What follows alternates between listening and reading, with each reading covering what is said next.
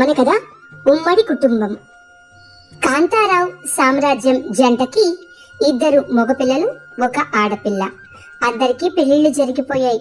అందరూ సంతోషంగా ఉండసాగారు. కాంతారావు సామ్రాజ్యానికి అసలు బాధలే లేవు. ఇక వీళ్ళు పెద్ద కోడలు కీర్తి, చిన్న కోడలు దీప్తి ఒక మాట మీద ఉంటూ వంట చేసేటప్పుడు కూడా ఏం చెయ్యాలి అని మాట్లాడుకునేవాళ్ళు. ఇక అలా కోడలను చూసుకుంటున్న మామగారు చాలా సంతోషపడేవారు. వాళ్ళిద్దరూ జాబులు కూడా చేసుకుంటూ ఉండేవాళ్ళు. ఇక వంట విషయానికి వస్తే ఆదివారం ఫుల్ గా ఎంజాయ్ చేసేవారు. అందరూ కలిసికట్టుగా వాళ్ళకి కావాల్సినవి వండుకొని స్వయంగా తింటూ ఉండేవాళ్ళు ఒక డైనింగ్ టేబుల్ మీదే. ఇక వాళ్ళ ఆడపడుచు పేరు లేఖ. తనని కూడా ఆదివారం వస్తే ఇంటికి ఆహ్వానించి తనకు ఇష్టమైన కూరలు వడ్డించి మరీ తనని మెప్పిస్తూ ఉండేవాళ్ళు కీర్తి, దీప్తి. ఈమె పేరు కాంతమ్మ. ఎవరూ లేరు, అందుకే ఈ కుటుంబం అంటే చాలా ఈర్ష్య. పెద్ద కోడలు కీర్తికి ఎక్కేసి చెప్తూ ఉంది. తన మనసులో విషయాన్ని నింపాలని ప్రయత్నించింది. చిన్న కోడలు దీప్తి దగ్గరికి వెళ్లి అదే ప్రస్తావన తీసుకువచ్చింది. ఆడపడుచుని చూడు ఎలా చూస్తున్నారో, పెద్ద కోడల్ని చూడు ఎలా చూస్తున్నారో అంటూ పెద్ద కోడలి చిన్న కోడలి మనసులో విష బీజాలను నింపుతూ ఉంటుంది. ఇక ఆడపడుచు మీద కక్ష పెంచుకున్న దీప్తి, కీర్తిలు ఇద్దరు, ఏమ్మా లేక నీకు ఇల్లు లేదా? ఎప్పుడు చూసినా ఈ ఇంట్లోనే ఉంటూ ఉంటావు, సిగ్గు లేదు ఇలా పక్కన వాళ్ళ ఇంట్లో పడి తినటానికి అని ఇష్టం వచ్చినట్టు మాట్లాడుతూ లేఖ మనసును కష్టపెట్టి తనను ఏడిపిస్తూ ఉంటారు. తర్వాత దీప్తి, కీర్తిలు ఇద్దరు, ఇది మా ఇల్లు, నువ్వు ఇంట్లో నుంచి బయటికి వెళ్ళు అంటూ ఒకళ్ళ మీద ఒకళ్ళు ఆర్చుకుంటూ ఉంటారు. ఇంతలో మామగారు, ఏంటమ్మా ఇది మీ ఇల్లా?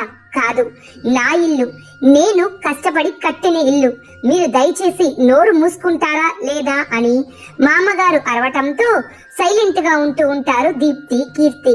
ఇక మనవరాలు ఈషా వచ్చి, తాతయ్య ఏమైంది అంత డల్ గా ఉన్నారు అని అడగటంతో, ఏం లేదు తల్లి, ఈ ఇల్లు అందరిది, మీ అమ్మ వాళ్ళిద్దరిది అని ఫీల్ అయిపోతున్నారు. ఇది నేను ఎంత కష్టపడి కట్టానో తెలుసా? నేను చెయ్యని పనుంటూ లేదు. ఆఖరికి బట్టలు కూడా సరిగా లేనప్పుడే నేను రూపాయి కూడబెట్టుకొని నా కష్టంతో కట్టిన ఇల్లు తల్లి ఇది. ఒకరిదంటే ఒకరని కొట్టుకుంటున్నారేంటి నా ఇంటిని పట్టుకొని అని తాతగారు కోడలిద్దరికి వినపడేటట్టుగా మనవరాలని అడ్డం పెట్టుకొని మనవరాలికి చెప్తున్నట్టుగా చెప్తారు. ఈ విషయం ఈషా గ్రహించి, అవును తాతయ్య, ఇది మీ ఇల్లే, మీరు కష్టపడి కట్టిన ఇల్లే.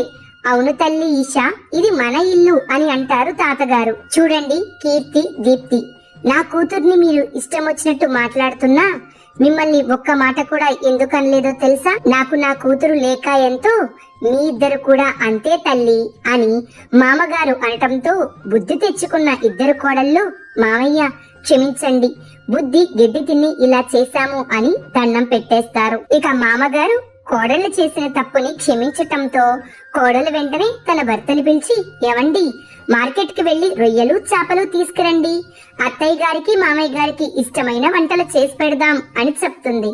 ఇక అలా వాళ్ళకి ఇష్టమైన వంటలన్నీ చేసుకొని ముందు ఆడపడుచు ఇంటికి వెళ్తారు. అమ్మా లేక, నన్ను క్షమించు, లేదు లేదు నన్ను కూడా క్షమించు, నిన్ను ఇలా అన్నందుకు అనటంతో లేక, తప్పు వదినా, మీరేమన్నా పరాయవైళ్ళ, నా వాళ్ళు, ఎప్పటికైనా మనం ఇలా కలిసే ఉండాలి అని చెప్పటంతో దీప్తి, కీర్తి ఆడపడుచు మంచితనానికి తలదించుకుంటారు.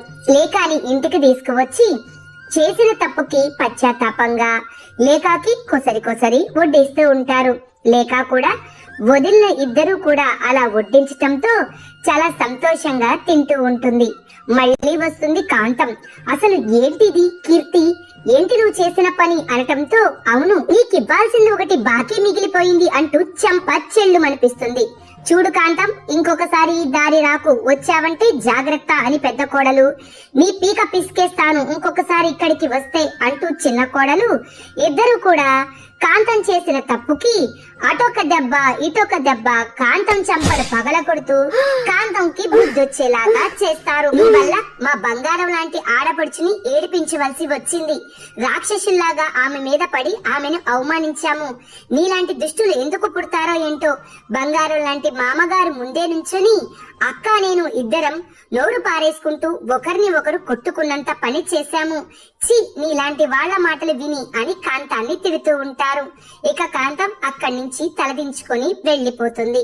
ఇక అందరూ కూడా ఫోటో షూట్ కి ప్లాన్ చేసుకుంటూ ఉంటారు. ఇక అందరూ మంచి మంచి బట్టలు వేసుకొని చాలా కలర్ఫుల్ గా రెడీ అయి ఫోటో మ్యాన్ కి చెప్తూ ఉంటారు, ఇదిగో కెమెరామెన్ ఇటు చూడు, ఇలా తీ, మా అత్తగారిని అలా తీ, మా పిల్లల్ని ఇలా తీ, మామయ్య మీరు కూడా రండి అని ఇల్లంతా హడావుడిగా మారిపోతూ ఉంటుంది. మామగారు మాత్రం అలా కూర్చొని చూడటంతో మళ్ళీ ఈష వెళ్లి ఏంటి తాతయ్య అని అడుగుతుంది. చూడమ్మా, నేను ఆ ఫోటోలో పడటం కంటే ఈ ఉమ్మడి కుటుంబాన్ని ఇలా దూరంగా ఉండి కలిసి ఉండటం చూస్తే అంతకంటే ఆనందం ఇంకొకటి లేదమ్మా. మనం ఎప్పుడు కలిసి ఉండాలి, కలిసి ఉంటేనే కలదు సుఖం అని చెప్తూ ఉంటారు మామగారు. ఇక ఇంట్లో అందరూ కలిసి మెలిసి ఉంటారు. కోడళ్ళు ఎప్పట్లాగానే మాట్లాడుకొని పనుల్ని పంచుకుంటూ ఉంటారు. ఆడబడుచుకి ఆపద వస్తే వదినలు ఇద్దరు అండ ఉండి తనని జాగ్రత్తగా చూసుకుంటూ ఉంటారు. ఇక అలా ఈ ఉమ్మడి కుటుంబానికి ఏ కష్టం రాకుండా ఆ భగవంతుణ్ణి చూడమని అత్తగారు నిరంతరం ప్రార్థిస్తూ ఉండేవాళ్ళు.